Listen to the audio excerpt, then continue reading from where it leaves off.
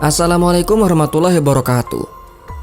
Halo teman-teman semua, selamat datang kembali ya di channel Biko Story. Channel yang akan membahas berbagai hal, kisah, kasus, misteri hingga sejarah dalam kemasan cerita bergambar. Dan jika pada video sebelumnya admin sudah pernah membahas peristiwa susur sungai di Yogyakarta, maka pada video kali ini lagi dan lagi hal yang serupa juga kembali terulang dan terjadi di Ciamis. Seperti yang diketahui, kegiatan diawali dari rutinitas pramuka di hari Jumat yang dilaksanakan di Madrasah Sanawiyah Harapan Baru. Sekolah tersebut terletak di Jalan Raya Banjar, Cijenjing, Kecamatan Ciamis, Kabupaten Ciamis. Saat itu adalah tanggal 15 Oktober 2021. Sekitar 145 pelajar MTS Harapan Baru ikut berpartisipasi dalam kegiatan pramuka.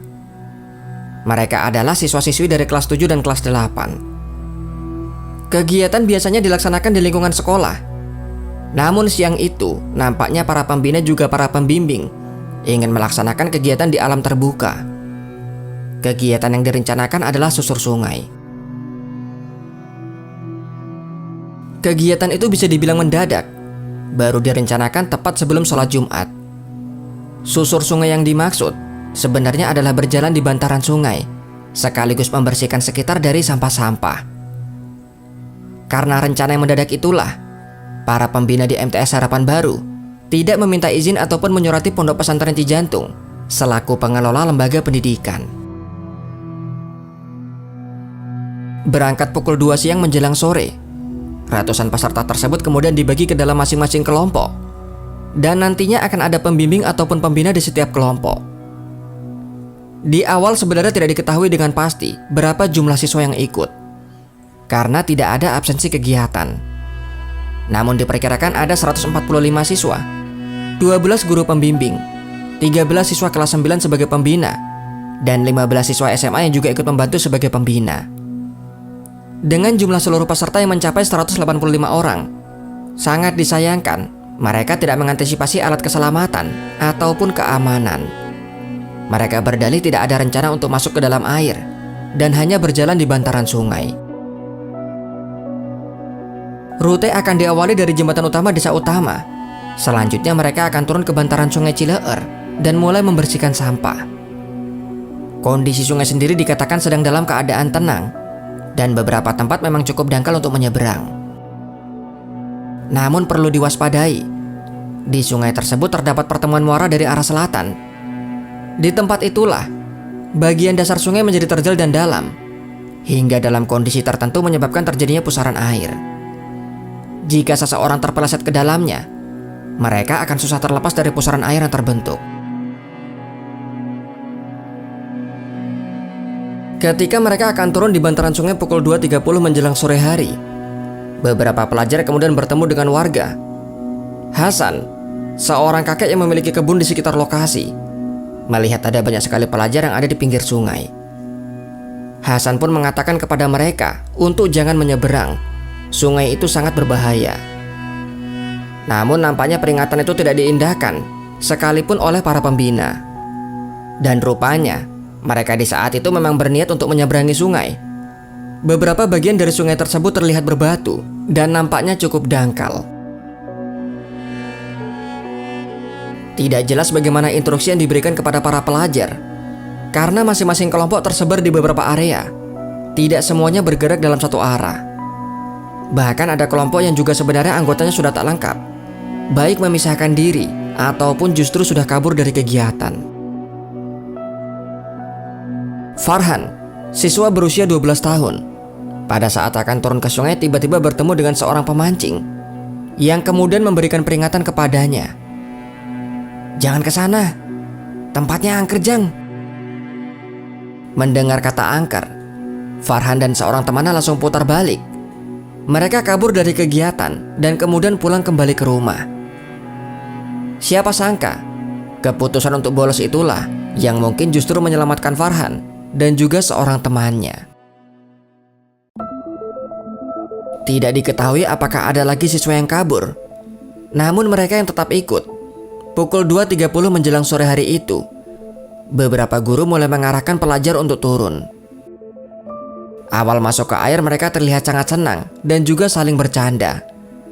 Itulah yang juga dirasakan oleh Faisal Saiful Alip, siswa berusia 13 tahun. Faisal mengatakan, para guru memberi waktu sekitar 50 menit untuk menyeberang. Mereka pun saling berpegang tangan ketika masuk ke dalam air. Namun entah apa yang terjadi, beberapa siswa terlihat tak kuat menahan arus. Pijakan mereka nampaknya bergeser ataupun meleset. Dan terjadilah peristiwa yang mengerikan. Belasan siswa terseret ke area yang lebih dalam. Bahkan mereka yang sebenarnya tidak tenggelam ikut terseret karena masih berpegang tangan. Para guru juga panik dan berusaha menyelamatkan. Hanya sesaat setelah temannya tenggelam, dengan mata kepala sendiri Faisal dengan jelas melihat apa yang terjadi. Sebelum akhirnya ia juga tenggelam karena panik. Namun beruntung, ketika tangan Faisal melambai-lambai mencari bantuan, seorang perempuan berjilbab menyambar tangannya dan langsung menariknya ke tepi. Dalam keadaan itu Faisal tak bisa melihat jelas perempuan yang menyelamatkannya.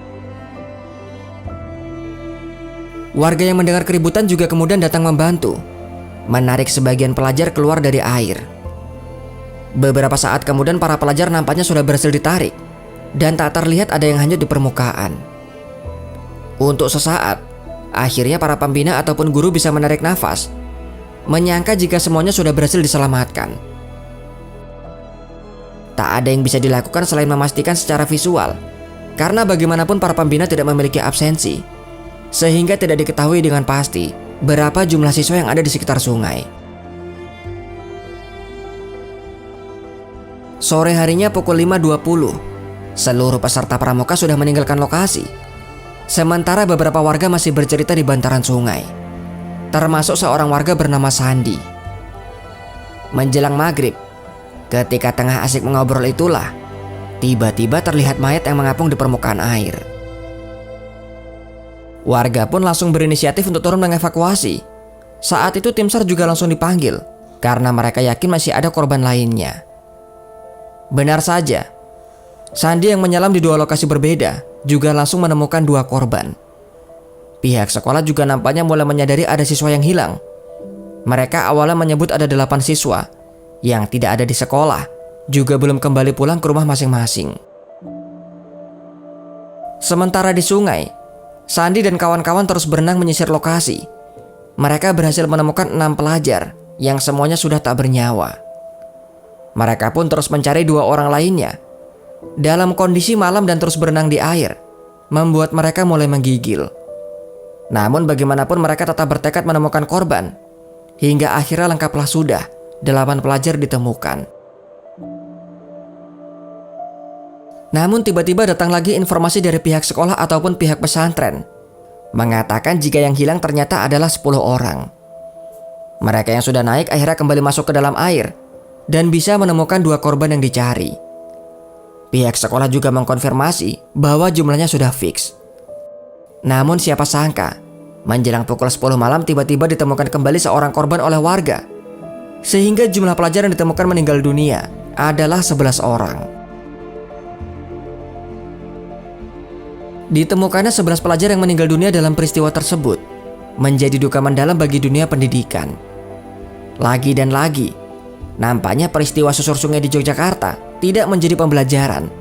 Kesalahan yang sama kembali diulang, bahkan korbannya lebih besar. Padahal peristiwa itu baru berselang setahun, yaitu di tahun 2020. Hal sama yang kembali disorot adalah mereka mengabaikan alat keselamatan ataupun alat pengaman, sekalipun hanya sekedar tali. Ketika para orang tua korban datang ke RSUD Ciamis, tangis histeris pun tak terbendung. Anak mereka yang pagi itu masih berangkat sekolah, kini sudah terbujur kaku tak bernyawa. Atas peristiwa ini, Kemenak Ciamis melarang kegiatan ekstrakurikuler di luar sekolah. Bukan hanya bagi pramuka, namun juga kegiatan lainnya. Sementara itu, polisi juga terus melakukan penyelidikan, yang kemudian menetapkan seorang guru dengan inisial R sebagai tersangkanya. Namun sampai dengan akhir bulan Mei 2022, kasus tersebut belum disidangkan karena berkas perkara P21 belum lengkap. Itulah peristiwa susur sungai yang terjadi di Ciamis. Yang menjadi ironi, peristiwa seperti ini terjadi beruntun dalam 2 tahun. Bahkan beberapa hal hampir serupa. Sama-sama kegiatan pramuka. Sama-sama pesertanya adalah kelas 7 dan kelas 8. Dan jumlah korbannya pun hampir sama. Bahkan kelalaian yang dilakukan juga serupa. Sama-sama tidak menyiapkan alat pengaman apapun. Semoga ini adalah peristiwa terakhir dan tidak akan kembali terulang. Jika ada kesalahan dalam video ini, informasi yang kurang, atau pendapat yang berbeda, silahkan tuliskan di kolom komentar di bawah. Sampai di sini kisah dari admin. Sampai jumpa kembali di video selanjutnya. Wassalamualaikum warahmatullahi wabarakatuh.